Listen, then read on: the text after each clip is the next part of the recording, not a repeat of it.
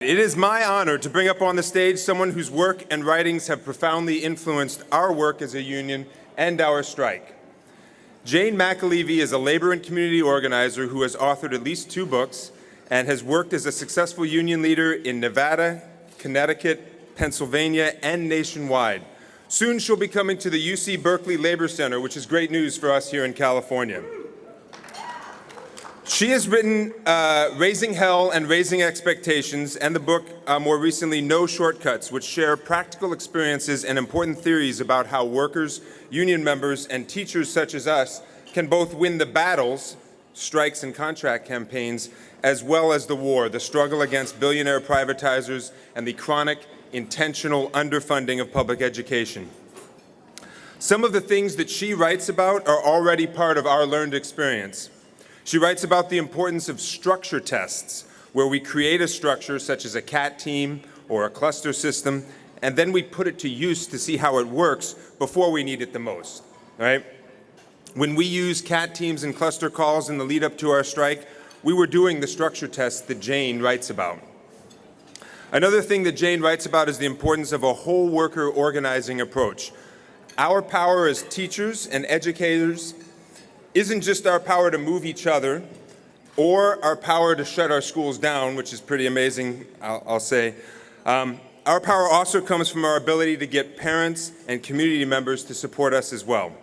When we take the time to write down and think about all of our relationships with our parents, but also with our own communities, we are implementing a whole worker organizing approach that Jane writes about.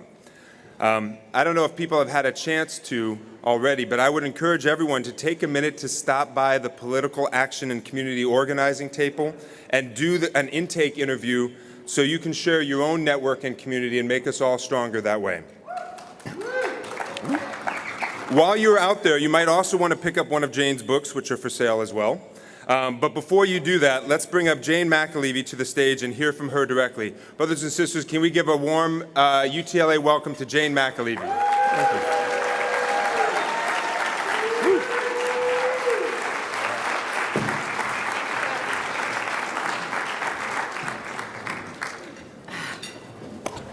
Good morning. No, yeah, we're going to try that again. I know some people were partying last night. Good morning, UTLA. There is no place I would rather be, actually, than right here, right now. And by the way, I flew quite a long way to get here because you are some of the most important people in this damn country right now. So it really is a pleasure. It is really, really a pleasure for me to be here with you. I'm going to try and do a little, not quite professorial, but I'm going to do a little review this morning to help all of you remember how you are going to nail the doubling down that Alex Caputo Pearl so beautifully articulated last night, that you are going to do in the next 16 months, because you are going to do it, UTLA. We know that about you. So a couple things. One is I want to thank Alex, first of all, for that speech last night. Second of all, for his leadership. And I want to thank the entire leadership of UTLA. Yeah, how about that speech? Woo!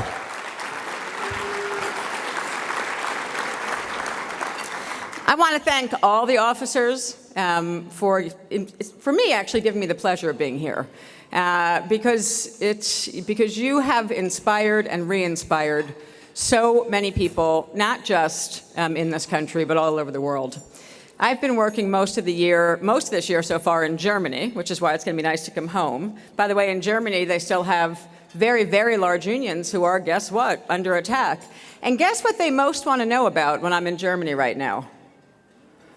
The Los Angeles teachers strike, all right? Just saying. I'm out there chatting about LA, so it's good to be in LA in the house with you again. So I want to say a couple of things just to get going. First of all, this is actually the second time that I gave a speech to the leadership conference of the UTLA. Was anybody here in 2011 when I last spoke to this beautiful body? Ooh, just not that many. In some ways, that's a good thing, right? That we've got a whole bunch of new leadership in the room. So what's interesting for me is this is actually my second opportunity to spend time with all of you. And the last time was 2011. And here's what's interesting about that. A whole lot's actually changed, hasn't it? A lot. And let's just get to some slides. There we go. All right. So lots actually changed since 2011. I had, for example, 0 books in 2011. And as Dan nicely mentioned, I now have 2. And something much more important happened, which is that you've actually built a union as strong as any union in the history of the United States of America. And you took over LA. You took over LA. I'm just going to say it again that leadership matters, folks. And I want to start out by letting you know thank you, sister. I want to start out by letting you know how I began the talk last time. And these were literally this was like the 3rd paragraph of what I said to all of you and your colleagues back in 2011. I came here to talk about the importance of organizing. There was less of it happening then. There was plenty of good work happening, but the participation rate was quite a bit lower back in 2011, participation rate meaning among all of you than it is today, right? So a couple of paragraphs in to my speech in 2011, I said the following: and there's no one but you who can actually win this fight. There's no one better than a bunch of hardworking, smart school teachers to go up against the bankers. And no, you can't do it as a few hundred of you. You're going to need thousands and thousands more. But you are every bit capable of winning this fight. In fact, there's no one better positioned than the teachers to take on the big banks. Labor lawyers won't win this fight. Labor negotiators won't win this fight. Matt Damon won't win this fight, though it's nice to have him. It's frankly you, your students, their parents, and your broader community. And we know this because a peculiar but important aspect of American culture is that we trust our coworkers and we trust our neighbors more than we trust political leaders or celebrities on TV. So that's what I said in 2011. I think you all did pretty dang well since 2011, last I looked. I think you got the organizing thing down pretty darn well. So Dan mentioned a lot about me, and who cares? I don't want to talk more about me. I do just want to note, I spent a lot more time talking about this in 2011. I do just want to note that I am the daughter of both two trade union leaders, one turned politician and one who was actually a chapter chair and leader of her teachers union. So I grew up on teachers union picket lines at the Hillcrest Elementary School in 7th grade when my father's wife went on strike, okay? So there's like a long family tradition. And that picture on the bottom is a bumper sticker of me. My father was essentially a politician put in office by the trade unions. So I grew up in a house of contested, contentious politics. Trade unions and politics and fighting against racism went together in my house along with fighting to save the planet. And this one slide sums up everything I learned as a little girl. Anyone even know what that flag is on the top left of that slide? It was the 1970 Earth Day flag. And I was a little girl, and my father was an elected politician and flew it over the county office building at the same time that he was defending the right of Angela Davis to speak and forcing his cops to defend her in a difficult moment for Angela Davis back in 1971, right? So what I'm going to talk to you about today is what you're already doing. I'm just going to remind you that you got the next 16 months in your hands. You know how to do what's coming. It's going to be hard. You had a little teeny setback here on EE, but we all know part of the reasons why, right? And part of what's great about this leadership is that we're honest. We've mostly won amazing things, but we know that there's going to be some challenges coming because they are telling us there's going to be some challenges coming. And because I ain't staying on this slide for long because it's offensive to look at, really, right? But by the way, they do want it all, brothers and sisters. And we are not here having a conversation where Alex leads us into talking about why strikes matter. We are not talking about why strikes matter for no reason. We're talking about why strikes matter because we know that until and unless more people in the working class in this country stand up and do what you already did in LA, these SOBs are threatening everything in this country. Everything, right? And there ain't no taking them back unless we get strike ready. Strike ready unionism means politically powerful unionism. So let's not look at them anymore. But I do want to say something because of the recently slipped out emails from a couple of these players. There ain't nothing new about the attack and the secret emails that we heard about in July this summer in Los Angeles from the charter school community, pretending that they're not the charter school community. I want to read you a quote from probably the most important book ever written about union busting, written by a union buster himself. And the quote is this: "Union busting is a field populated by bullies and built on deceit. A campaign against a union is an assault on individuals and a war against the truth. The only way to bust a union is to lie, distort, manipulate, threaten, and always, always attack. Each union prevention campaign, as the wars are called, turns on a combined strategy of disinformation and personal assault." That was written, by the way, by the most famous union buster in the country, Martin J. Levitt, in a book called Confessions of a Union Buster. So you see those words there where he says, always, always attack. And then what do we know is coming? Because we saw it already in the LA Times and the secret leaked emails. What's the first thing that they said they're going to do to you? Attack, right? There ain't nothing new about those kind of threats. And they are not threats that are going to stop you, UTLA. No how, no way. That is old as, it's just so old that they've been doing this crap, and workers, when we get it together, we beat them. You know how to do this, and you're going to do it again and again and again for the next 16 months. So the 1%, that's all of them. We know how they do it. They rule by division. They use racism, they use sexism, they use classism, they divide workers against workers, union against union, community against community. And that is what they are trying to do. They are trying to refashion the world as a bunch of individuals, which frankly is about unmaking the working class. We had a very strong working class in this country. We know we did. We had 2 huge rounds of movements in this country, in the 1930s and 40s in the trade union movement, and then again out of the black church and the civil rights movement. And what's been happening for the last 40 years under this thing called neoliberalism is the unmaking of the working class. They're literally trying to systematically undo human solidarity. And frankly, it's why unions are so important. And it's why education unions in the K through 12 sector are super extra important, which is all of you. And I talk all about this, by the way, in the next book that's coming out, which is called A Collective Bargain: Unions Organizing in the Fight for Democracy. And guess who's going to be featured in that new book coming out? Woo! Is UTLA in the house? Yeah. But the important thing about that book is I spend a huge bunch of time outlining how those SOBs, just like the ones in the pictures I had up before, structurally and systematically dismantle the working class power in this country. And you are on the front lines of rebuilding it.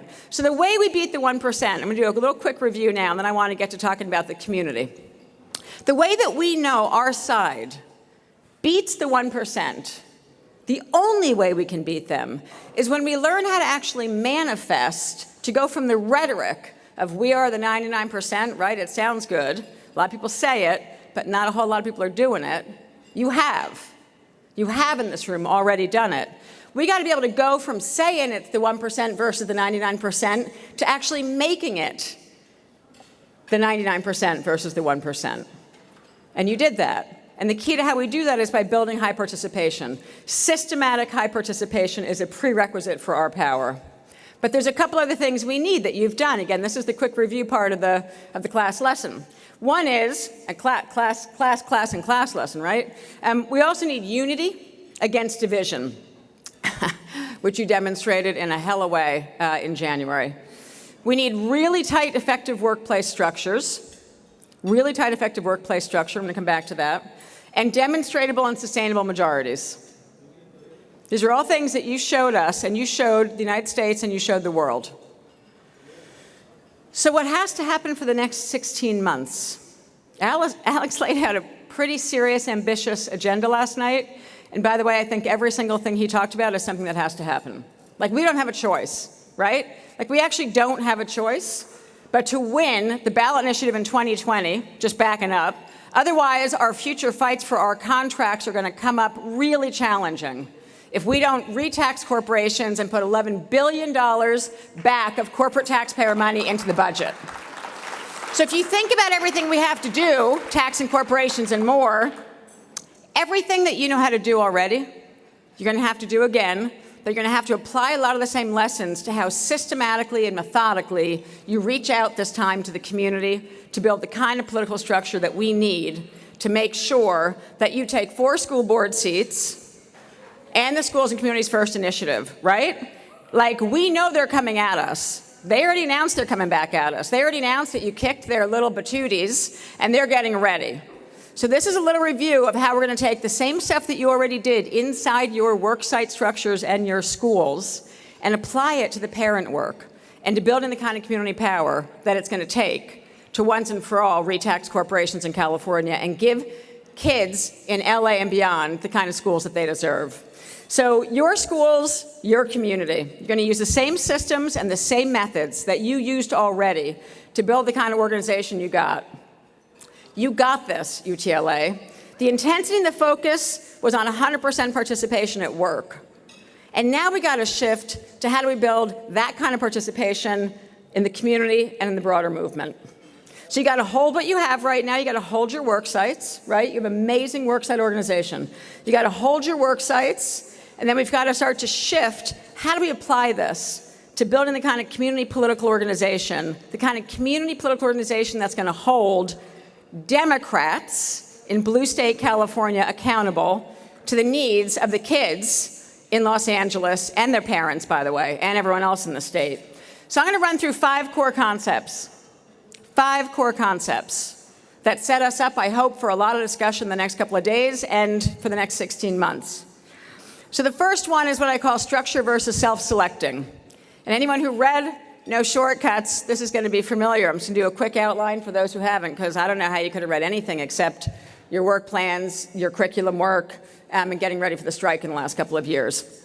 So 5 core concepts for how you will win, again, in your contract reopeners, again in the primary elections in the spring, and again in the elections in the fall. So here we go. As we translate into the broader community, the same concepts apply. So I talk a lot about structure versus self-selecting, and Dan mentioned I talk about structure tests, and we're going to talk about structure tests again, because they're key to all the work we do. So what I mean by structure-based organizing versus self-selective organizing is that a structure is something where we actually can measure how many people are participating at any given moment. That's what a workplace is. That's what every school is. Every school you have is a structure. There's a certain number of teachers who show up every day, and by the way, in your case, a certain number of students, and then on top of that, a bunch of parents connected to the students, which means you've got triple structure in one workplace, which is part of why your work is so important. So, but there's also other kinds of workplaces, there's other kind of structures that when we do our work right, we can measure, are we building majority participation, supermajority participation, all-out participation. So as you shift into focusing more on the community, we want to take the same lessons and we want to apply them. So when we start to think about building even more community power than you already picked up, about 30,000 we know every single day out in the streets of LA, right? Back in January, not bad, UTLA, but we got to do more. We actually got to do better to beat them in the next round, and you can. So when we start to think about the community work, there are other kind of structures that we want to look at. We want to look at churches, mosques, and synagogues. We want to look at housing developments. We want to look at neighborhoods. We want to look at political precincts. All of those are different kind of structures where, just like when you were mapping your schools, we can actually map these structures and start to measure, is the work you're doing with the parents and is the work you're doing in the broader community, school by school, neighborhood by neighborhood, are we actually bringing a majority of people along with us? We have to be systematic and measure that. And I contrast that in No Shortcuts, the second book, with what I call self-selecting organizations. Now, I got to say something about self-selecting organizations. There are things like environmental organizations, women's organizations, Occupy Wall Street, Black Lives Matter, what we would call a lot of sort of single-issue campaigns make up a lot of what we call self-selecting organizations. And by self-selecting, I mean you put up a flyer, and now you put a note on Facebook. You ask people to come to a meeting. They come, they self-select to our meeting because they're interested already. And that's great. And we need a whole lot of that work going on in this country, as we know. But what's different between structure-based organizing that you have done in your schools and we now have to do in the neighborhoods, mosques, churches, synagogues, and political precincts is that we actually have to go way beyond the people who just show up for our meetings. We have to go way beyond the parents who stop and talk to us. We actually have to reach all the parents in all the schools. And we have to reach out to key mosque churches and synagogues and the parishioners within them, and we got a strategy for how to do that.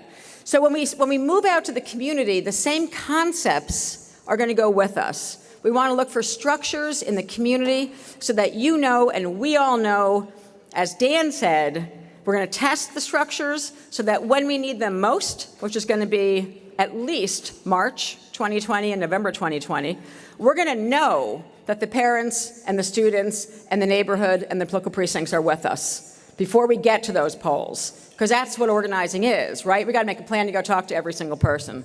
So in structure-based organizing, we know every day by the work we do, are we building majorities? That's what structure-based organizing lets us do. And that's what you've done from 2014 until you walked out the door in 2019. In self-selecting organizing, what people are doing is keeping us fresh and clear on the issues that matter.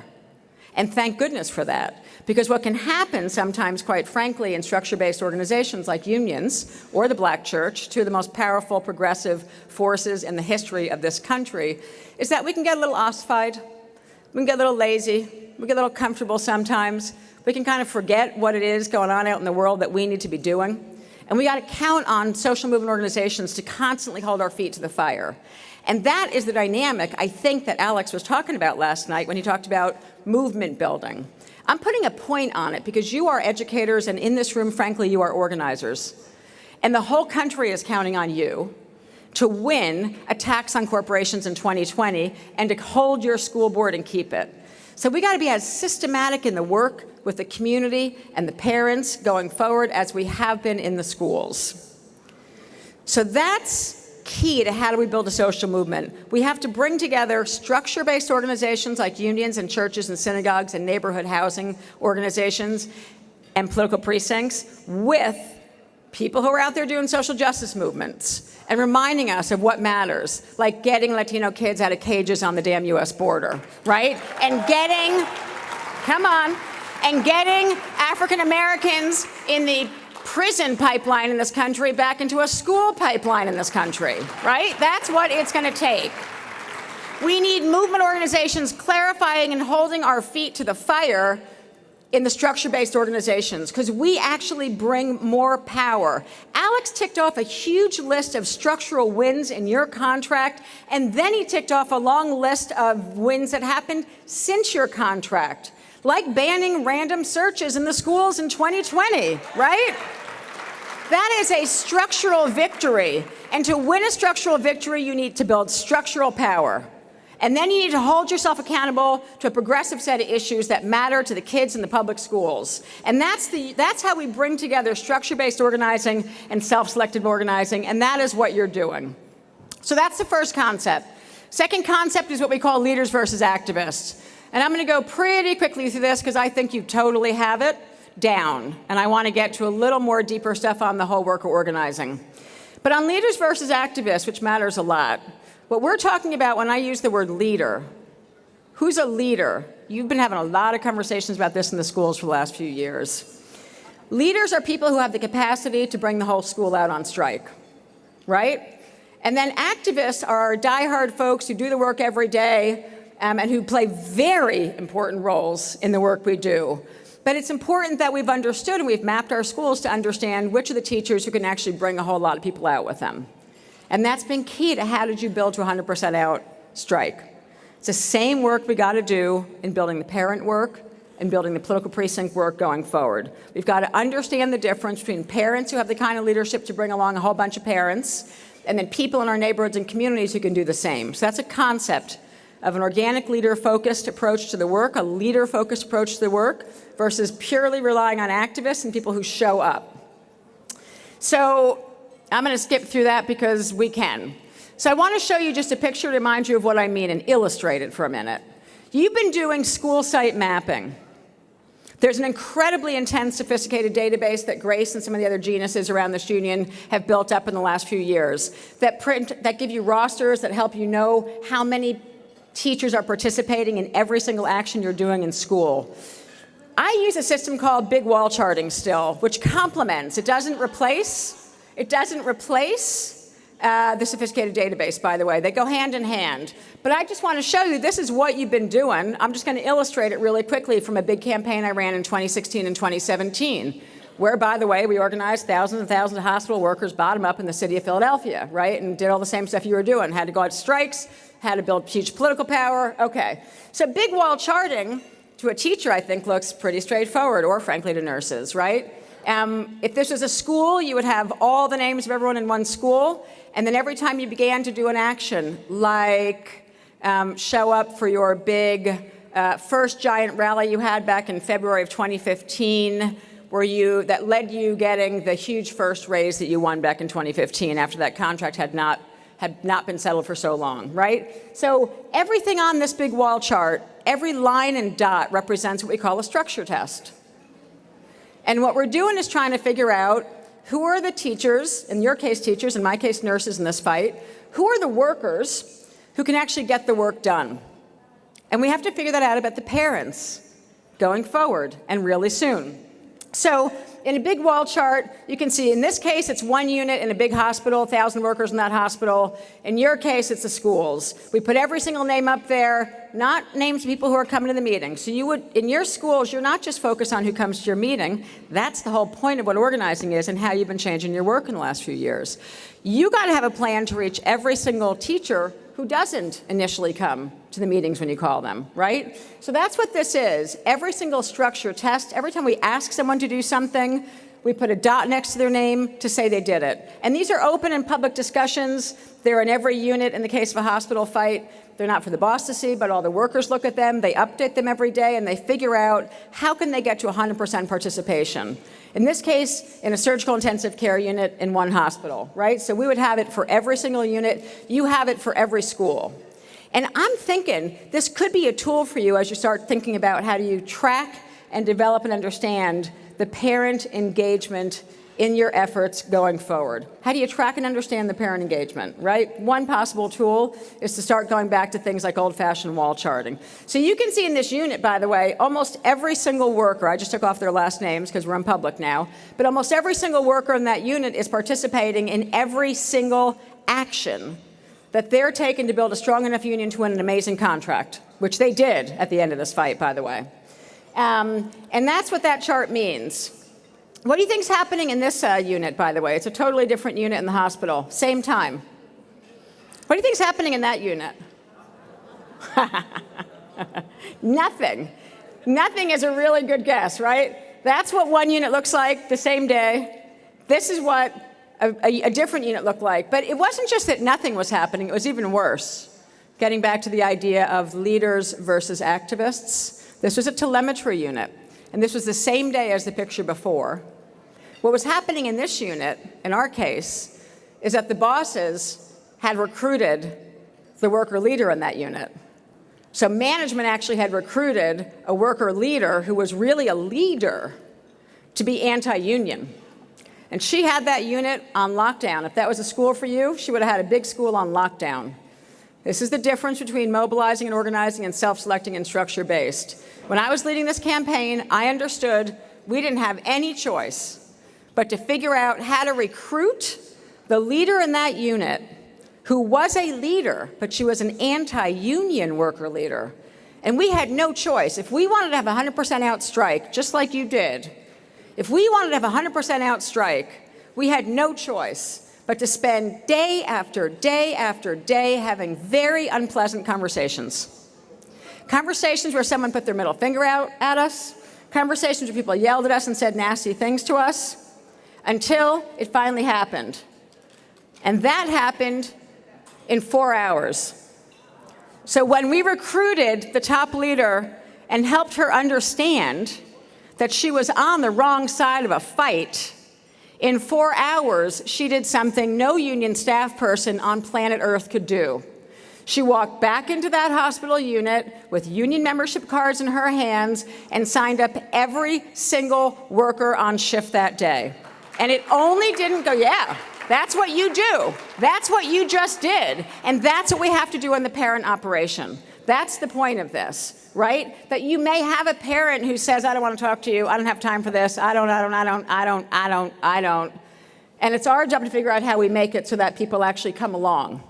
Because that's how we're going to win the next fight, is by spending time having really hard conversations with the people who we know that once they decide to come with us, can bring the entire damn unit with them, right? This unit in this hospital fight would go on to become the first 100% union unit within a matter of days, when one worker who was the leader that we identified changed her opinion, and she went on to lead a strike vote 2.5 months later in that hospital, right? So that's what it means to dig in, not give up, have faith in workers in the working class, and have some unpleasant conversations, because we know when we do the work right, we win, which you just showed us. So that's big wall charting. That's all the workers working on their wall charts in that campaign. So that's 2 concepts so far. Leaders versus activists, which we need to apply to the parent work, and then structure-based versus self-selecting organizing, which we need to apply to the parent community political work. The third one is just a reinforcement. How do we know we're building majorities? How do we know we're actually building majority participation? We know it because we do a ton of structure tests. These are supermajority petitions where a majority of workers have signed a petition, and we never make them big in public until we know a majority have signed. There are tons of examples of structure tests in every campaign we do. How many structure tests do you think that you've done since 2014? Between 2014 and the fall of 2018, how many union-wide structure tests did UTLA do? This is pop quiz. Anyone know? No. How many? Union-wide structure tests where you measured every single person participating. 12. You don't got to look at that chart now, believe me, but you did 12 union-wide structure tests. And that chart is going to be in that little book I showed you, because I spent an entire chapter talking about the brilliance of what your union just did to know that you were ready for the fight that you just had. So you're going to do a hell of a lot more of them going forward, right? So that's, how do we know we're building to majority? How do we know we're ready to go on strike? How do we know we're ready to win in the contract reopener, save the health care plan, take the right people in the primaries in March, and win the school board seats and the Schools and Community First Initiative in 2020. We're going to know that because we're going to do the same kind of structure test. We're going to apply them to the parent community political work in the union. That's the work we have to do, and you know how to do this. You have this, UTLA. So I want to move to the sort of last part, which is so near and dear to my heart, because so much of what I've spent my life doing in the trade union movement, since I came into it as a community-based organizer first, I believe that Alex Caputo Pearl was also doing a lot of community-based work once upon a time. But I came into this work as the daughter of a politician. The first campaigns I ran when I was 18 were political campaigns. Then I got hired in the environmental justice movement and began to run community organizing campaigns. And then I decided I wanted to go where the real structural power was, in a capitalist system. And that's workers in the workplace, people. That is workers in the workplace. In the capitalist system in which we live, there is nothing more powerful than your ability to walk off the job. And we know that because you did it, right? But we need a lot more people in this country walking off their jobs. A lot more people. So that's why I'm sitting around writing books occasionally, is trying to tell people how the hell people are doing it, right? Everyone wants to know how you did it. So I had to type up that little chart to say, well, the teachers didn't just wake up one day in like December of 2018 and be like, hell, that's a bad contract. Why don't we all just walk out? That is not what you did. You spent 4 years building one of the most impressive organizations in this damn country. And you still have it, and you're going to make it even more impressive in the next 16 months. So the last big category is, how do we think about what I call whole worker organizing, social justice organizing, same word really. How do we do bottom-up work in the community as the trade union movement? As the trade union movement. That's what I came into the work doing. I came into this work as a community-based organizer in my first campaign in Stamford, Connecticut. If you get that first book way back, the one called Raising Expectations and Raising Hell, I spent several hundred pages explaining how crazy I thought the labor movement was when I got into it, really. Even though I'm the daughter of a trade union leader, okay, that's fine, I was a kid, you know. But like, when I started to work full-time as a union organizer, all we were doing was talking to workers at work. That just made no sense to me. Like, I understood that workers go home, they have a bunch of connections in the community, they go to church, mosque, temple, synagogue, they live in a gentrifying neighborhood where their housing's under attack. Like, there's all sorts of major issues going on that matter, in your case, to the students and the parents. And in the work I've been doing for a lot of my life in the healthcare sector, every time a nurse or a healthcare worker punches the clock, she's going home to a gentrifying neighborhood where she's going to lose her house, right? Because the rich people are coming for it, or something like that.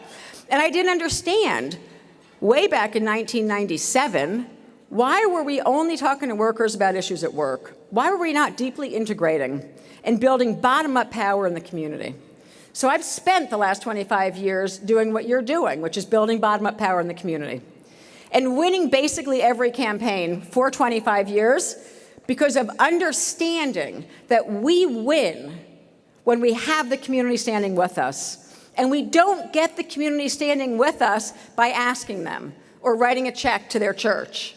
We get the community standing with us when we take the community's issues seriously, which is why you had 30,000 extra people in the streets with you every single day of that strike.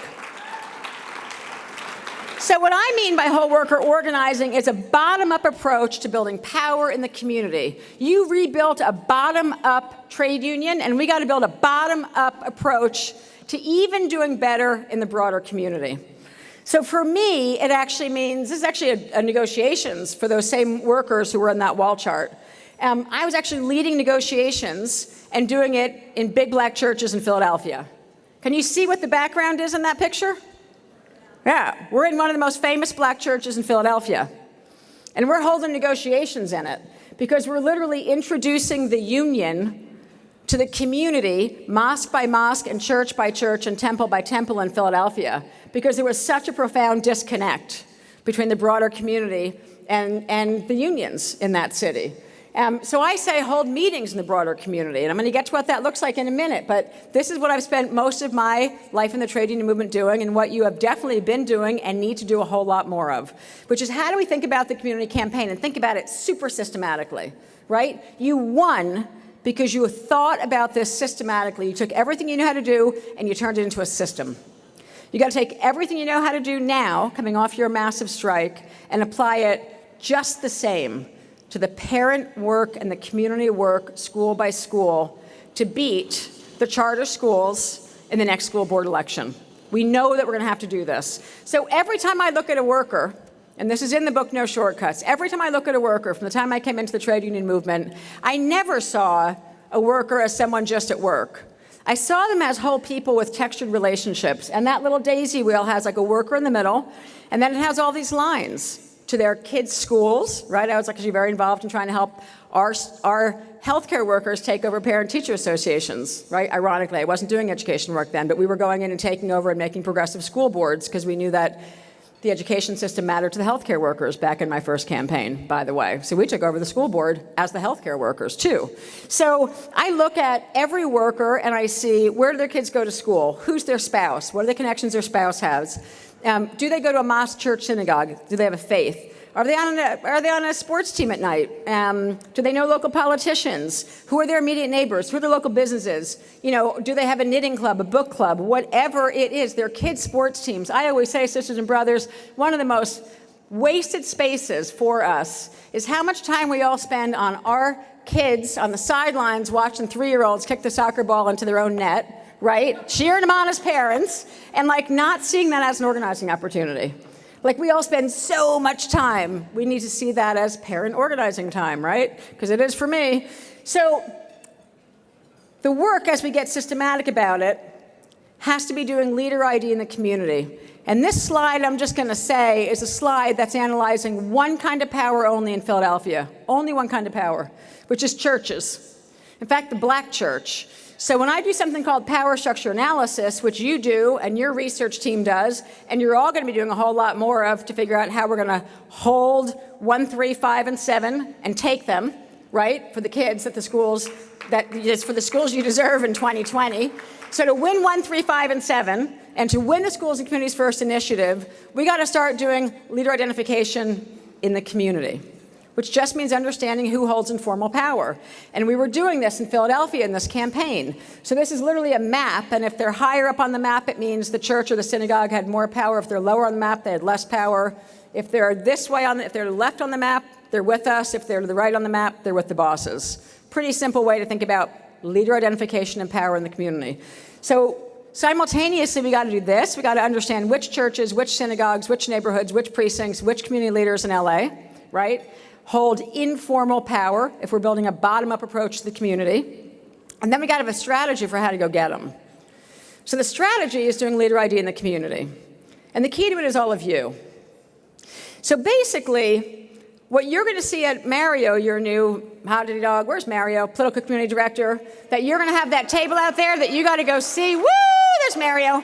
You're going to go out to that political community table where they're actually working on sampling how we do these one-on-one conversations to figure out both where we have connections in the community and where all the parents have connections in the community. So this is the very first time I did it, brothers and sisters. It was 1997.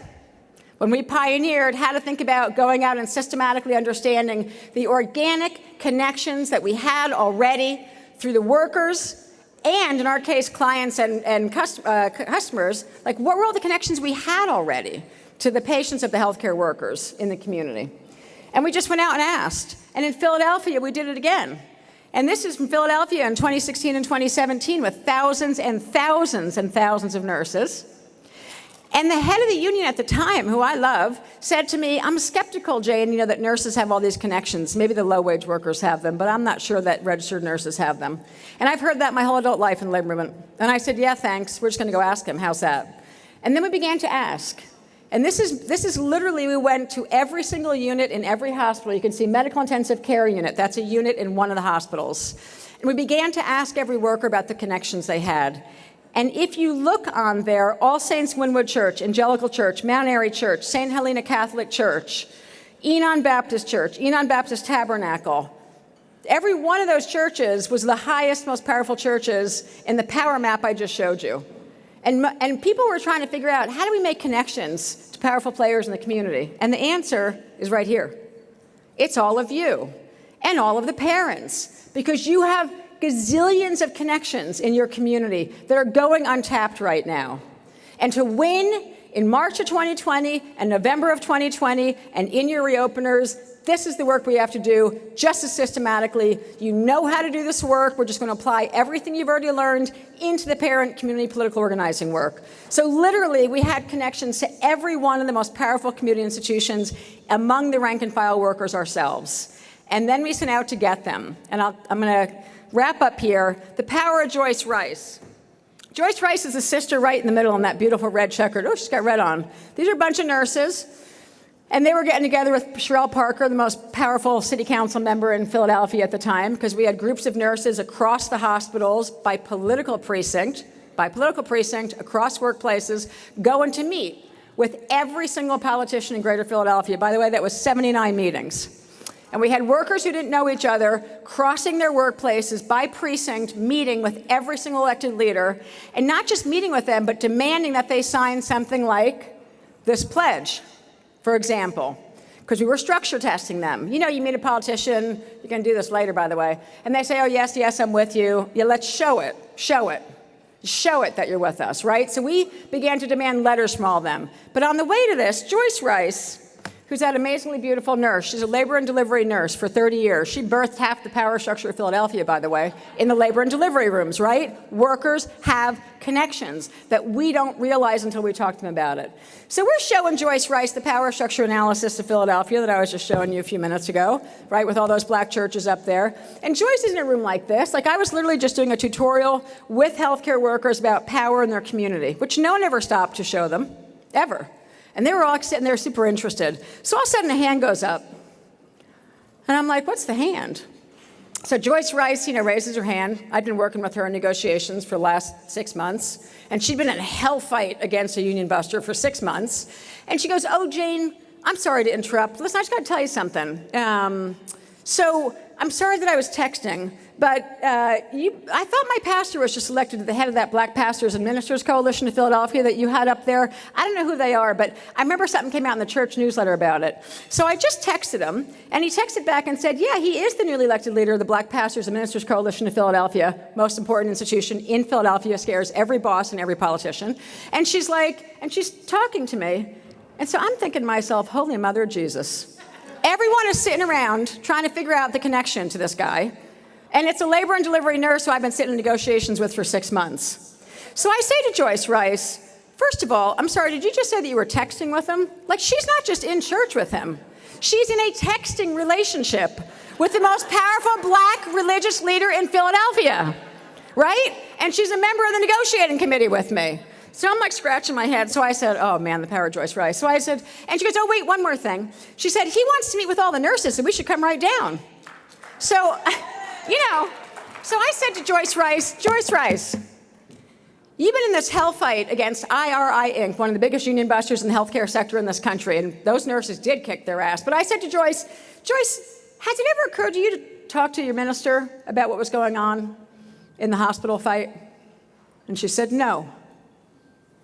And I said, why? And she said, it just never occurred to me. That's your work right now. That's your work, is helping everyone connect the work to win the funding for the schools that the kids of LA deserve and to defend the profession that you deserve to every other thing we're doing in our community. We don't connect up and ask for support in the way that we need to systematically. And that's the work we need to do. Joyce Rice, by the way, then walked in and got a letter to the CEO of the hospital on his letterhead, basically telling him, I'm coming for you and God is coming with me if you don't give them damn nurses a contract, right? And then we did a structure test. And we got hundreds of letters on letterhead to all of the CEOs saying, we're coming for you. And I can think of the name of a couple of charter school associations in this town who might need letters like that, I'm just saying. The ones that are threatening suing you, suing the school district. So here we go, wrapping up. Structure versus self-selecting, carried into the churches, mosques, synagogues, precincts, the community. When you go out to do the parent work, think systematically, not randomly. Think systematically like you do at school. Think about which of the parents can lead versus which of the ones are going to be great activists in the campaign with us. Think about how do you build majorities and how do you know you're doing it. Think about how we're going to continue the work in this union. You've started it, but we got to double down on it, as I believe Alex said. Think about how we do bottom-up community power building. All of that adds up to real organizing, not just mobilizing, right? And you've been doing serious organizing. And organizing, brothers and sisters, is about spending most of our time. You did this at work, and now we got to do it with the parents. We got to spend most of our time talking to people who walk away from us and don't make time to talk to us, because it's in that crowd of people that we're likely to find the people that we need the most to win. So I want to close on something that's going to relate to your New Deal. The most prestigious economist in this country, you're going to have to guess the year, said the following: American trade unionism is slowly being limited in influence by changes which destroy the basis on which it was erected. I see no reason to believe that American trade unionism will become, in the next decade, anything a more potent social influence. That was the most powerful economist in America. What year was it? What year did they first predict the death of trade unions? 1932. What happened next? We elected Franklin Delano Roosevelt. And then what happened next? We did real political accountability in this country, the kind that you are going to do in this city and in this state and in this country, which is that we won the National Labor Relations Act, and by the way, the Social Security Act, and by the way, the Fair Labor Standards Act. We won 3 structurally powerful laws in this country in 3 months, shortly after they predicted the death of trade unions. Good prediction, huh? We won them because we then elected a not corporate Democrat, to the presidency of the United States. We elected a not corporate Democrat who wasn't afraid to challenge corporations. His name was Franklin Delano Roosevelt, and he stood for a New Deal. And that, we won the New Deal Frankly, not because he said he wanted it, because after 1932, the biggest strike wave in American history, which was 1933 and 1934, happened. You're used to hearing about the ones that happened in 1937, 1947, 1945, soon 2018, 2019, 2020 last I looked, right? But we won because we elected a not corporate Democrat, and then we struck the crap out of this country. Struck it. Workers all over the United States of America went on strike against a Democrat to help him move the agenda that we needed.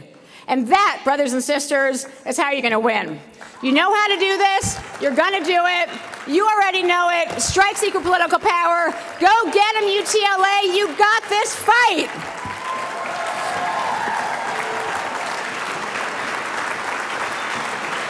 And I'm up for the New Deal.